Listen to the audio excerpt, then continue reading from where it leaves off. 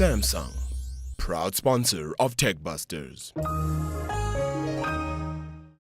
Get down to the 2014 ITWeb Security Summit. It's being held at the Sandton Convention Centre. It starts tomorrow, and it really does bring the best international and local security professionals in one place, and industry experts. They share their experiences, and Jon Tullett, who's ITWeb's news analysis editor, joins me to tell us more about this important conference that happens every year. Hey Jon, nice to see you. Evening, Aki. How are you? Yeah, good man. So you guys have got another great lineup. Tell us about the ITWeb Security Summit. We do. Well, we're now in our 9th year.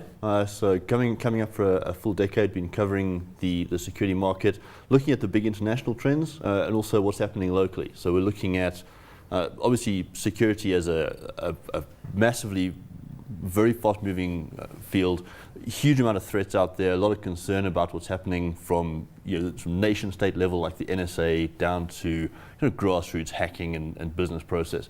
So very fast-moving, very fast-changing, and we've been on top of it now for a long time. And you've got some great international speakers. Just can you run through some of the speakers that you've got coming up? Yeah, we do. So, for example, Charlie Miller, who is an ex-NSA analyst himself. Yes. He's won the Pwn2Own competition 4 times in a row for hacking phones. He's a security engineer at Twitter now. He's coming out to talk to us about the state of security.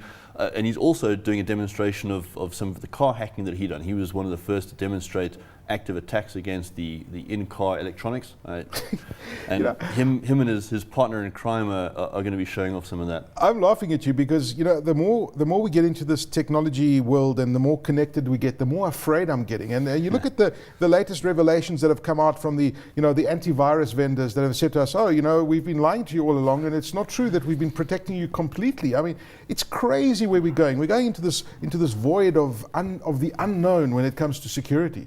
Yeah, we are. I think we're seeing a big mind shift now. We're moving away from we'll try to keep everything out to let's just work on detecting it and managing it better once it's inside. Yeah. A little bit more like a medical analogy. You can't keep all the germs out. What you can do is detect when something's going wrong and treat it, right?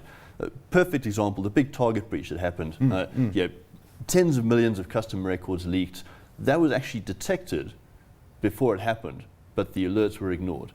That's the kind of business process that needs attention. So the technology is there. It mostly does the job if you hook it together right, but do you have the right thinking in place? Do you have the business processes in place? And unfortunately for most companies, the answer to that is a big no. Yeah, and of course, I've just come back from San Francisco. I was at the Cisco conference, and they're talking about the Internet of Everything, and the numbers are increasing. Every analyst, every 6 months is adding a few more billion devices, but they're now talking 50 billion devices connected to the Internet. If these hackers get into it, and we're so reliant on these smart connected cities and doctors and education and everything connected to the Internet sharing devices, God help us if these hackers get in. They'll bring our lives to a complete standstill because we're so reliant on these technologies. It's an enormous challenge, yeah, and I think the big vendors, and you will have spoken to them, they don't have an answer.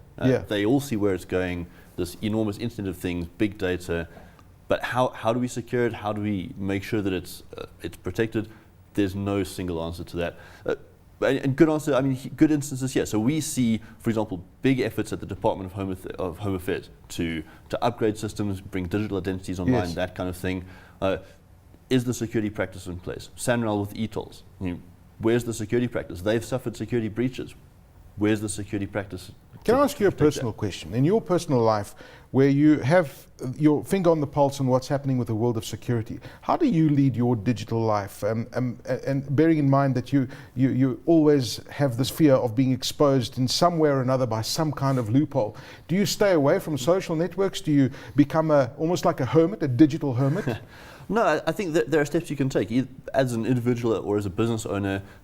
It's about being aware, right, and being skeptical and alert. So why do people keep sending out 419 scams? Because people keep falling for them. So, stop falling for them. Yes. Be more skeptical, be more questioning, and take advantage of the tools that are out there. So if you use Gmail, and everyone uses Gmail, sign up for 2-factor authentication. It's free, it works, it's very effective, and it will stop an awful lot of the targeted attacks that happen. Basic things like that. Use a password manager to manage your passwords online. Yeah. We all know you need to have long, complex passwords, but you don't need to remember all of them. Just remember your one key password and let your password manager take care of the rest. Until that password manager gets hacked. and then you're finished. Thanks, Jon Tullett. Now, more information on the ITWeb Security Summit, just go to www.itweb.co.za and you'll find all the details there. And they do have some more places open tomorrow, so we'd love to see you there. It's going to be a great, great summit.